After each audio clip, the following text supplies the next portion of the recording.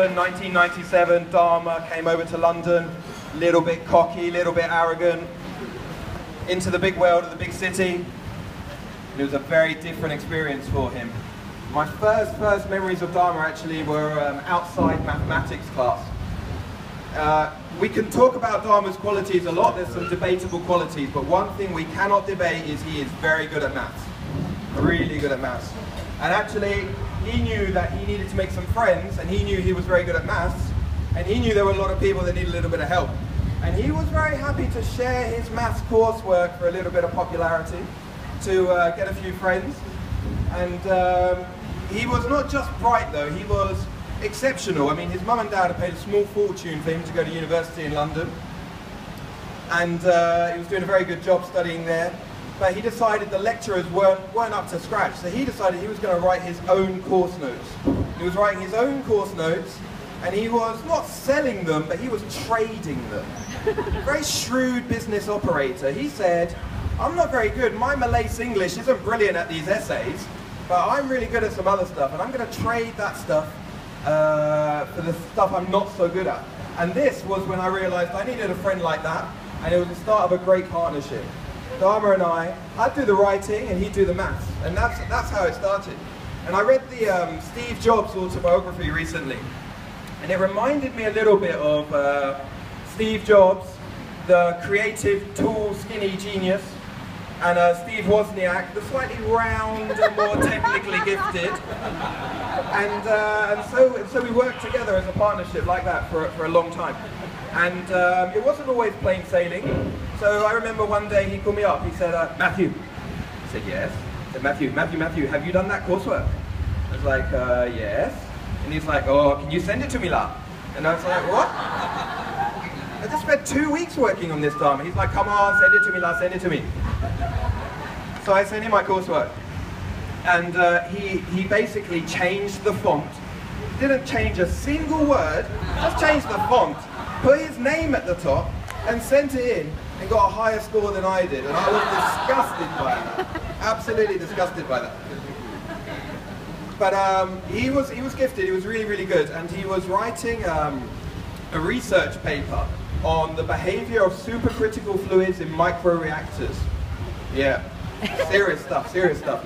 And he said to me, Matthew, I need you to code me a model. Code me this model. So I coded him this model, and his paper was so successful, it was published in the British Library. It's the first and only instance of D. Tharamanianam and M. Papakrishtu in the British Library. Should be very, very proud. Should be very proud. And after he got published, he gave me a burgundy leather jacket from a very nice store in London called Reese, which had just opened up on somewhere called Regent Street. And he gave me this jacket, and I was humbled. I was like, wow, man, I'm a student, I've got a leather jacket, this is mega cool. He's so generous, I love this guy, I've got to buy him a gift back. And I'm walking around London with this jacket, thinking, you know, I run the place, I've got the coolest jacket on in London. And I bumped into one of his friends, and he said to me, isn't that Dharma's jacket? I said to him, no, this is my jacket. And he goes, oh, okay. And I found out later that Dharma had bought this jacket for himself. He'd worn it out on a date, and his date said to him, you're not cool enough to wear that jacket. And so he gave me this jacket and told me it was a gift for me. So, nice guy, very nice guy. It wasn't all study though, it wasn't all study. So this was our formative years, and we were discovering lots about ourselves and growing up into the men we are today. I think, I haven't known Dharma as long as Tauf has obviously, but I'd like to think we've played a key role in making him the man he is today. And I think Yulin should thank us for that, later maybe. So, and when we weren't studying, we were drinking. We did a lot of time in the university bars. We did our fair share of giving the world our gift of dance. You might see some of that later. And when we weren't dancing or drinking, we were in HMV buying the latest release from the Smashing Pumpkins. If you remember those guys. And there was no Tinder, no Facebook, no Twitter or anything back then. If you wanted to meet people, you had to go out. You had to go out to see them and talk to them. It's real 3D interaction stuff. And we'd go out, and then there'd be Dharma meltdowns, and there were a few Dharma meltdowns, a few. It was Dharma, you know, on the phone saying, Matthew, help me get this girl. Or Matthew, I've got this girl, help me keep this girl. Or Matthew, I've got this girl, I want to get rid of this girl. What do I need to do? And there was a lot of this.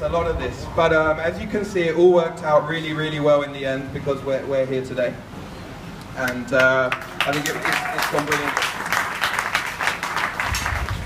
He is a popular guy, I think I would say. It was very common to find a room full of people crammed into his apartment, maybe because they wanted to eat his mum's curry that she shipped over from KL when customs were a little bit more relaxed.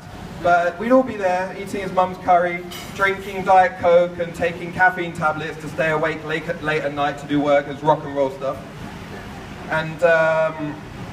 And I think, you know, now looking back, I'd say he had great fellowship, a really, really solid leader. And when he'd go back to KL, I'd miss him a lot in the summer. I'd miss him a lot. And so we started to go to KL and Singapore and Hong Kong and all the islands in the summer months for a few weeks at a time, myself and a couple of my friends from London. Sammy and Neil, who can't be here today, couldn't make the journey. But we'd all be out there partying with Titus and Val and many of the guys in the room. And I think those are some of the best nights of my 20s, definitely.